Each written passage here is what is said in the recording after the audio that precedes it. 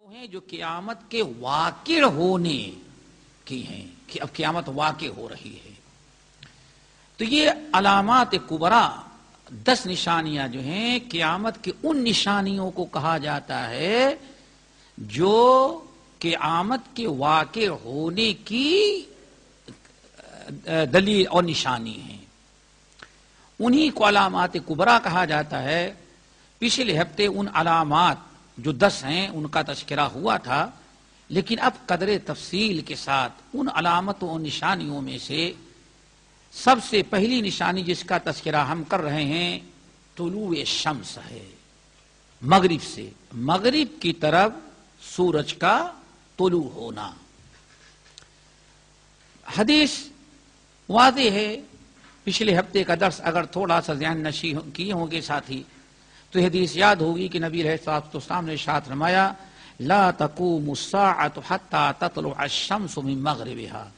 قیامت اس وقت تک قائم نہیں ہوگی جب تک کہ سورج مغرب سے طلوع نہ ہو جائے، اور جب سورج مغرب سے طلوع ہو جائے گا تو وآمن الناس كلهم اجمعون.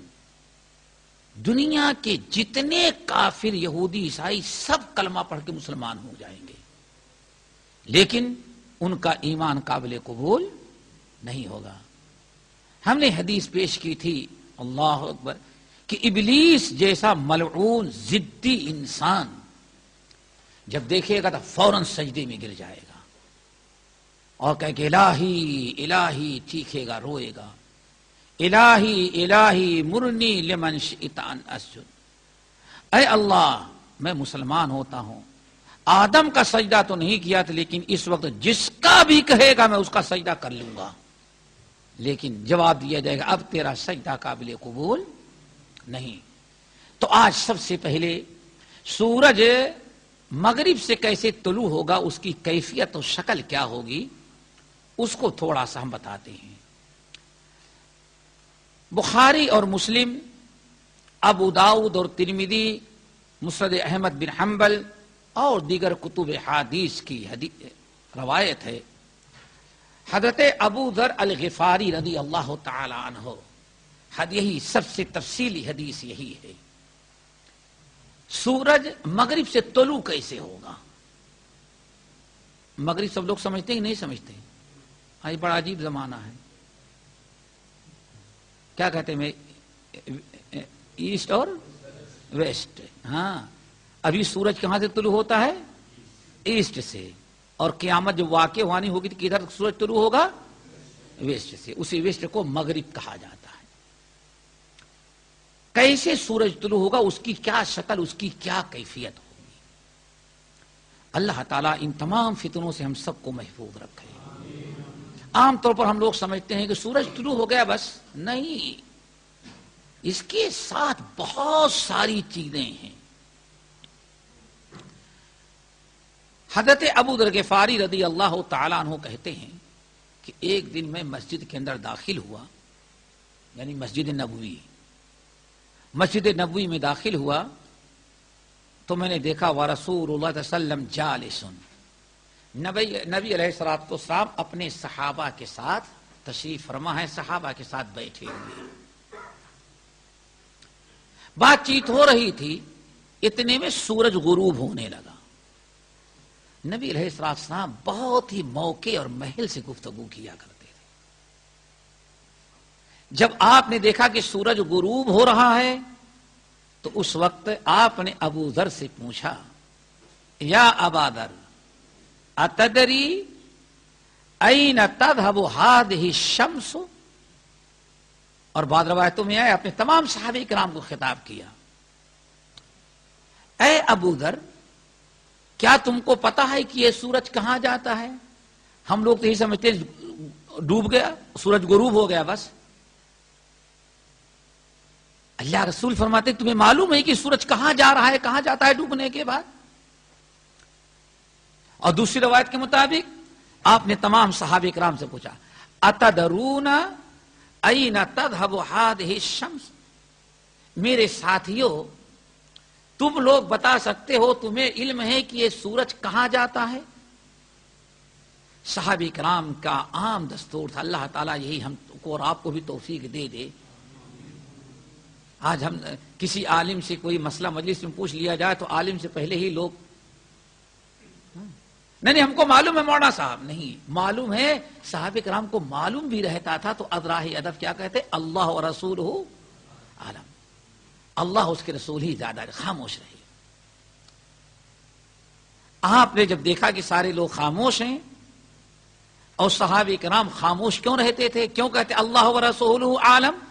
سوچتے تھے کہ جو چیز ہم کو معلوم ہے اگر کہہ دوں گا اللہ اس کے رسول کو زیادہ علم ہے تو ہو سکتا ہے اللہ کے رسول اس سلسلے کی اور باتیں بتا دے جو ہم کو معلوم نہیں ہے. فرمایا اللہ و رسول عالم.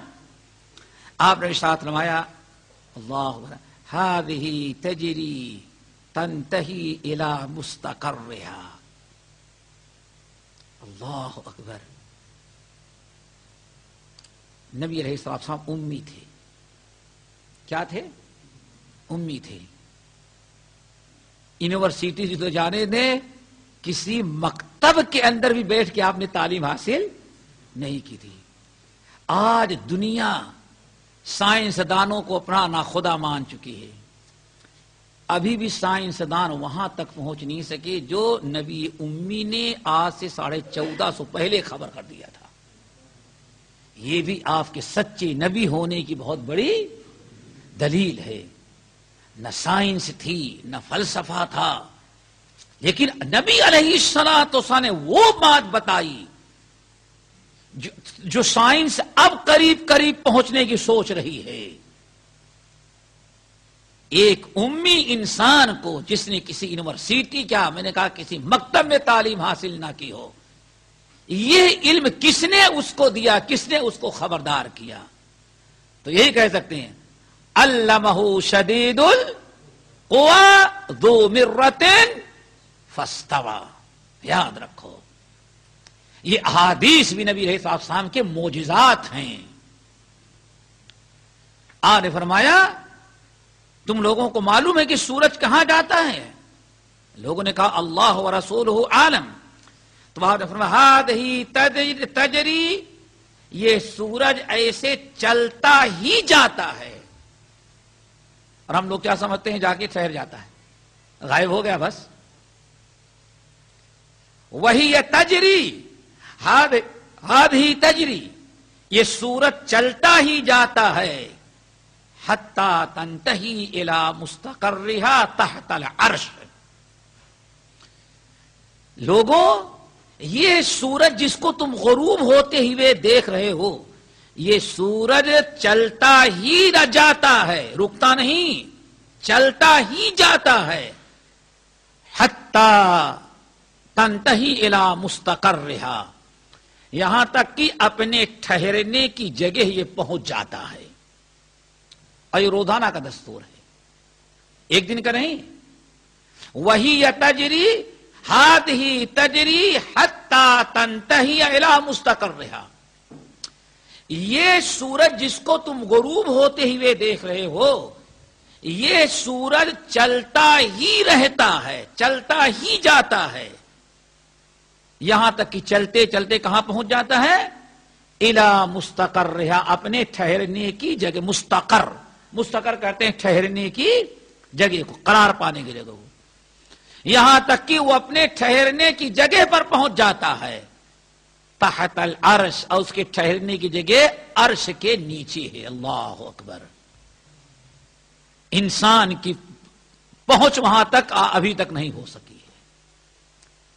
یہ سورج جس کو تم غروب ہوتے ہوئے دیکھتے ہو, یہ غروب نہیں ہوتا, ٹھہرتا نہیں, بلکہ چلتا ہی رہتا ہے, چلتا ہی رہتا ہے. یہاں تک کہ کہاں پہنچ جاتا ہے؟ اپنے ٹھہرنے کی جگہ پر. اور اس کے ٹھہرنے کی جگہ کہاں ہے؟ تحت العرش, عرش کی نیچے.